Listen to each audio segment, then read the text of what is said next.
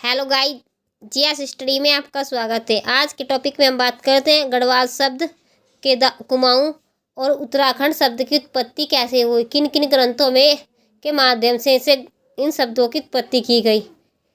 यदि आप चैनल पर नए हो तो चैनल को सब्सक्राइब कीजिएगा, सामने बेल आइकन पर प्रेस करना ताकि आपको टाइम पर नोटिफिकेशन मिल सके। और चैनल पर टॉपिक वाइज सीरीज भी चल रही है, उन सीरीज से आप अपने नोट्स प्रिपेयर कर सकते हैं ताकि आगामी परीक्षा में आपके लिए काफ़ी हेल्पफुल हो। और कल की क्लास में हमने बताया था कि उत्तराखंड के आदि इतिहास काल के बारे में बताया गया था। स्कंद पुराण, महाभारत कालीन, रामायण कालीन में उत्तराखंड का उल्लेख किया गया था। आज के टॉपिक में हम इनके नाम की उत्पत्ति की बात करेंगे। बात करते हैं आज के टॉपिक की। गढ़वाल शब्द की उत्पत्ति कैसे हुई। स्कंद पुराण में गढ़वाल क्षेत्र को केदारखंड कहा गया है, जबकि अन्य पुराने ग्रंथों में गढ़वाल को बद्री का आश्रम और तपोभूमि कहा गया है। केदारखंड यानी कि गढ़वाल का क्षेत्र टोंस नदी से लेकर नंदा देवी चमोली तक के क्षेत्र को कहा गया है। और ऋग्वेद के अनुसार गढ़वाल क्षेत्र में असुर राजा सबर के 100 गढ़ हुआ करते थे, जिन्हें देवराज इंद्र व सुदास के द्वारा नष्ट कर दिया गया था। उसके पश्चात राजा अजयपाल ने छोटे छोटे 52 गढ़ों को जीतकर इस क्षेत्र को संगठित किया। तो इन छोटे छोटे गढ़ों को जीतने के कारण इसे गढ़वाल शब्द से संबोधित किया जाने लगा। इसी कारण अजयपाल को उत्तराखंड का बिस्मार्क कहा जाता है, क्योंकि बिस्मार्क ने भी इसी प्रकार एक क्षेत्र को संगठित किया था। बात करें भारत के बिस्मार्क के रूप में तो सरदार वल्लभ भाई पटेल भारत के बिस्मार्क कहे जाते हैं, क्योंकि उन्होंने भी रियासतों को जोड़कर भारत में पूरे भारत का संगठन किया था। और बात करें राय बहादुर पातीराम की पुस्तकें गढ़वाल एनिसेंट एंड मॉडर्न में अजयपाल को गढ़पति या गढ़पाल कहा गया है। गढ़देश शब्द का उल्लेख भरत कवि की मानवोदय काव्य की रचना में मिलता है। हरिदत्त भट्ट शैलेश ने गढ़वाल शब्द की उत्पत्ति का संबंध उस क्षेत्र में बहने वाली छोटी छोटी गढ़ों यानी कि नदियों से किया है, जबकि हरिकर्षण रतूड़ी के अनुसार गढ़वाल क्षेत्र एक ऐसा क्षेत्र था जहाँ किले यानी कि छोटे छोटे किले थे। इसीलिए हरिकर्षण रतूड़ी के अनुसार गढ़देश को गढ़वाल कहा जाता है, जबकि गढ़वाल शब्द का सर्वप्रथम लिखित प्रयोग मोलाराम तोमर ने किया था। बात करें कुमाऊं शब्द की उत्पत्ति। कुमाऊं क्षेत्र का प्राचीन नाम मानसखंड या कुर्मांचल था। पौराणिक कथाओं के अनुसार चंपावत के कांतेश्वर पर्वत पर भगवान विष्णु के कच्छप यानी कछुए के अवतार धारण किया था। इसी कारण इस क्षेत्र को कुर्मांचल कहा गया है। संस्कृत में कुर्मांचल आगे परिवर्तित होकर प्राकृत में इसे कुमू कहा और हिंदी में कुमाऊं कहा गया। स्कंद पुराण के मानसखंड का प्रारंभ राजा जनमेजय तथा सूत पौराणिकों के बीच संवाद से शुरू हुआ।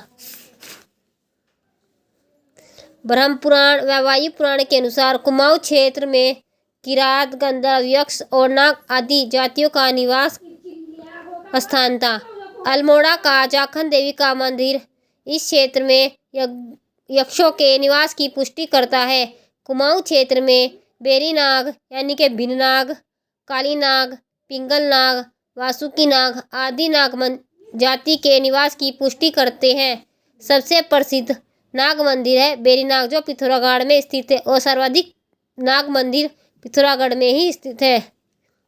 महाभारत के वन पर्व के अनुसार ऋषि धौम्या ने सम्राट युधिष्ठिर को भारत के तीर्थ स्थलों की जानकारी भी कुमाऊं क्षेत्र में ही दी थी। रामायण काल में कुमाऊं क्षेत्र को उत्तर कौशल कहा जाता था। चंपावत में खटकू देवता यानी कि घटोत्कच का मंदिर स्थित है, जो कि भीमपुत्र है। जिस टीले पर यह मंदिर स्थित है उसे ही स्कंद पुराण में कुर्मांचल कहा जाता है। पुरुषोत्तम सिंह के बोध गया अभिलेख में कुमाऊं के लिए कामदेश भी कहा जाता है।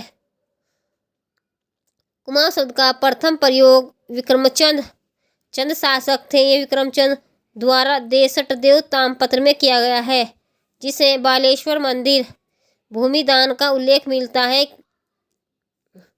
बालेश्वर मंदिर के लिए भूमिदान की थी विक्रमचंद ने। उसी में कुमाऊं शब्द की उत्पत्ति होती है।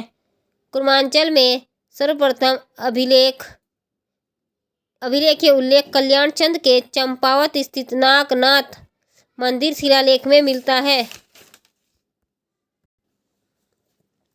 चंद शासक रुद्रचंद के नाटक उषा रागदेव में कुमाऊँगिरी शब्द का उल्लेख कुमाऊं के लिए मिलता है।